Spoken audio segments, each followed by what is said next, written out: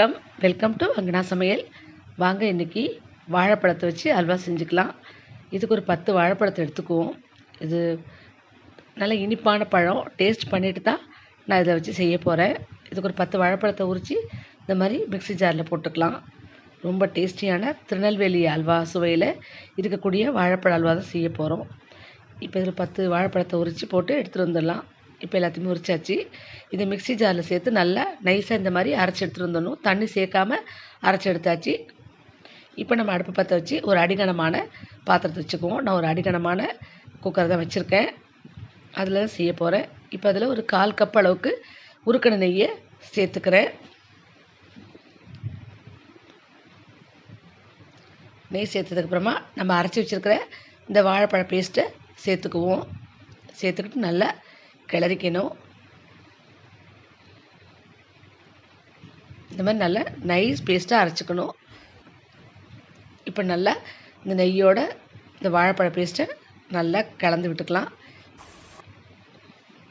இது கொஞ்சம் நேரம் கையெடுக்காமல் கிளறிக்கிட்டே இருக்கணும். இந்த வாழைப்பழம் அந்த நெய்யில் நல்லா வெந்து சுருண்டு வரணும். அது வரைக்கும் நம்ம கிளறிக்கிட்டே இருக்கணும்.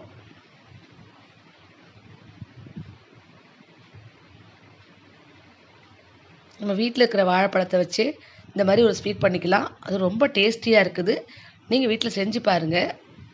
இப்போ பாருங்கள், கொஞ்சம் கரைஞ்சி வருது, வெந்து வருது. இப்போ கொஞ்சம் திக்காக இருக்குது. இன்னும் கொஞ்சம் நல்லா திக்காகணும். இப்போ பாருங்கள், நல்லா திக்காயிடுச்சு. கொஞ்சம் பாத்திரத்தில் ஒட்டாமல் வருது.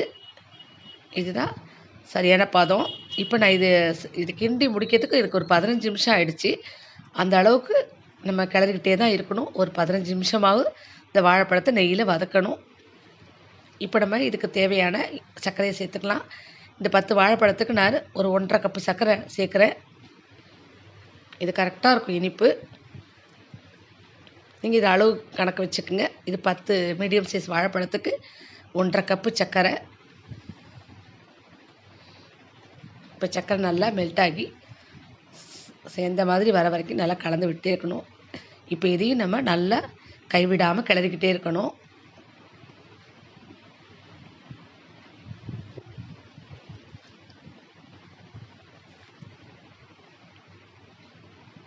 இது கொஞ்சம் நேரம் ஆகும். கொஞ்சம் கைவிடாமல் தான் கிளறணும்.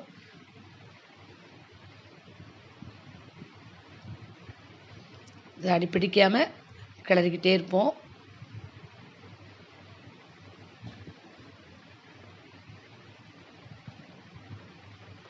இப்போ நம்ம கொஞ்சமாக ஒரு ஸ்பூன் அளவுக்கு நெய் சேர்த்துக்குவோம். இதுக்கு இடையில இடையில நம்ம ஒவ்வொரு ஸ்பூனாக நெய் சேர்த்து கிளறிக்கணும்.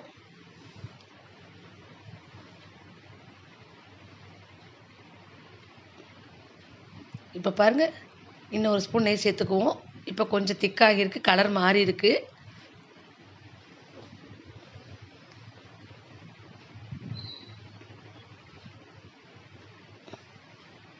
இது நல்லா நெய்யோட சுருண்டு வரணும்.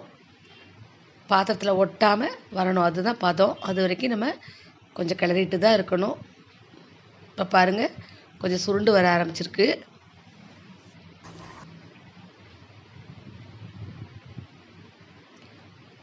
இன்னும் கொஞ்சம் நல்லா கிளறிக்கலாம். இப்போ கரெக்டாக இருக்குது பாருங்கள்.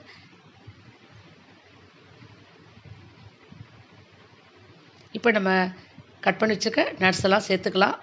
கூடவே கொஞ்சம் ஏலக்காயும் சேர்த்துக்கலாம். நான் ஃப்ரெஷ்ஷாக உள்ள ஏலக்காயை பொடி பண்ணி வச்சுருக்கேன். இது வாசம் நல்லாயிருக்கும், அதுக்காக நான் அப்படியே சேர்த்துக்கிறேன். இப்போ எல்லாத்தையுமே போட்டுக்கிட்டு நல்லா கலந்து கிளறி விடுவோம். இப்போ நல்லா சுருண்டு வரணும். அது வரைக்கும் கிளறி விட்டுக்கலாம்.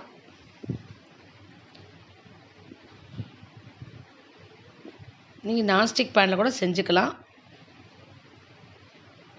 இப்போ பாருங்கள், சுருண்டு வருது.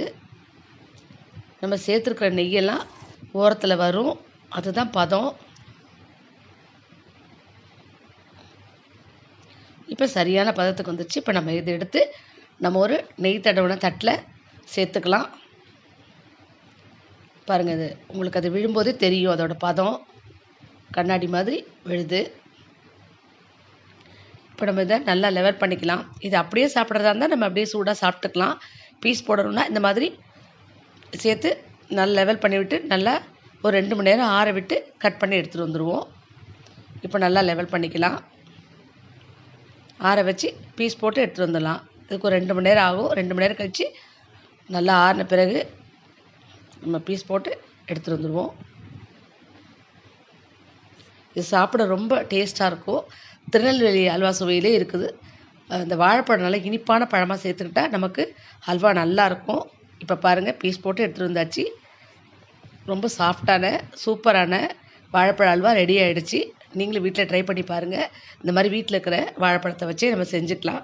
ஆனால் கொஞ்சம் இனிப்பாக உள்ள பழமாக சேர்த்துக்கிட்டா ரொம்ப நல்லாயிருக்கும். இந்த வீடியோ பிடிச்சா லைக் பண்ணுங்கள், கமெண்ட் பண்ணுங்கள், சப்ஸ்கிரைப் பண்ணுங்கள், ஷேர் பண்ணுங்கள். நன்றி.